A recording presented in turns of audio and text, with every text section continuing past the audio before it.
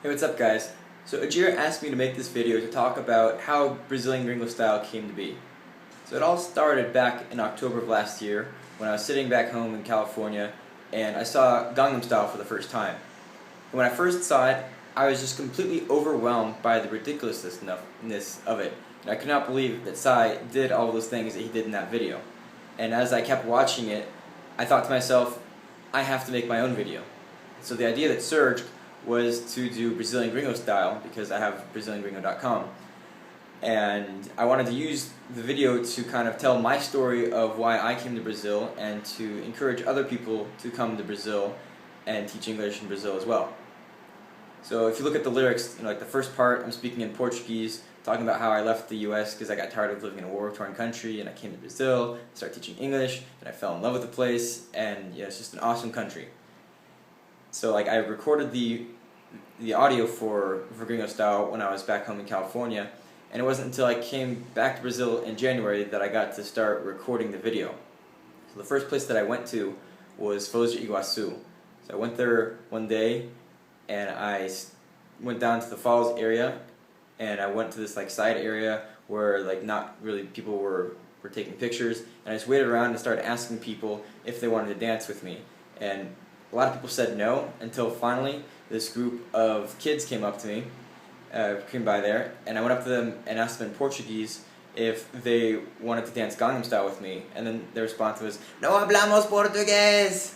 So I started speaking to them in Spanish, and when I asked them if they wanted to dance Gangnam Style, they were super excited about doing it, and they agreed. And they had a lot of heart and soul when they danced that Gangnam Style, and so it's just really cool that they did that, and I really appreciate them for that. The next big place that I went to was Christ the Redeemer, and this time I learned my lesson. I brought a sound box, so that way I could play the music, and it would be a lot easier to get people excited about dancing the song. So this British guy that sat next to me on the bus up, I asked him to record the video for me, and I set the sound box down and I just started dancing. And after about a minute of dancing alone, finally this one guy joins in and starts dancing with me. And once he did that, a bunch of other people started dancing as well. And I think in total there was 8 people that all got up there and started dancing Gangnam Style. Even some older people. If you look at the video, most of the people who danced were actually older people. And none of these younger people who probably even knew what Gangnam Style was were dancing with me. It was the people who didn't know what it was were dancing. So then after Christ the Redeemer, I went down to the beach, and I filmed that scene there, raising the coconut. And then after Rio, I went on to Petrópolis. I was there for an economics conference, and one of the speakers there, Art Carden, he'd come from the U.S. to speak there, and when I looked at him, I just knew that he would be perfect for the dueling gringo scene in the garage when I was saying, you can't speak Spanish here. And he was super excited about participating in the video, and he was just perfect for it. He brought a lot of really great energy to the video. He had these awesome gringo dances, and so that was one of my favorite parts. And we also filmed another scene with a bunch of people there dancing, other people who attended the conference. We all went out in front of the palace that was in Petrópolis and started dancing the Gangnam Style. So another big scene was filmed at the Praia da Estação here in Belo Horizonte.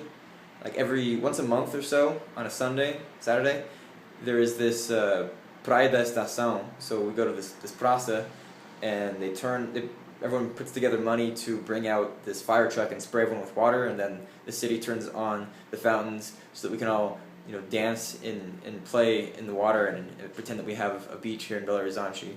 So that was the perfect place to do the spraying in my face scene. And then I also filmed some parts during Carnival, like the part at the end that was during Carnival. I got a lot of my friends there to help dance with me. So thanks guys for doing that. And there's a lot of other miscellaneous scenes that I filmed around Belo Horizonte. I just wanted to really show all the cool things that Brazil has to offer, and just give foreigners an idea of some of the things that you're not going to see as a tourist. Like Praça do Papa, if you come to Belo Horizonte, you'll probably see that, but you really have to get to know Belo Horizonte, to really find things like the Praia da Estação, and just wanted to show that there's a lot of cool stuff that happens in Brazil when you live here, and you should just definitely come down to Brazil and spend a few months here, teach English here, make a life here. It's just a really great place to live. And my only regret about the video is that I released it so late that a lot of people aren't gonna see it because I missed that kind of Gangnam Style wave. So that's the only thing I regret, is that it took so long and that a lot of people aren't gonna get to see the message that I tried to share about Brazil being such a great place. But no, it's not too late. You can still share it with your friends. You can still show them all the cool things that I tried to show about Brazil. And of course, if you're interested in learning more about teaching English, check out my site, BrazilianGringo.com. Alright, so I hope you go share the video and you check out the site, guys. Thanks for watching.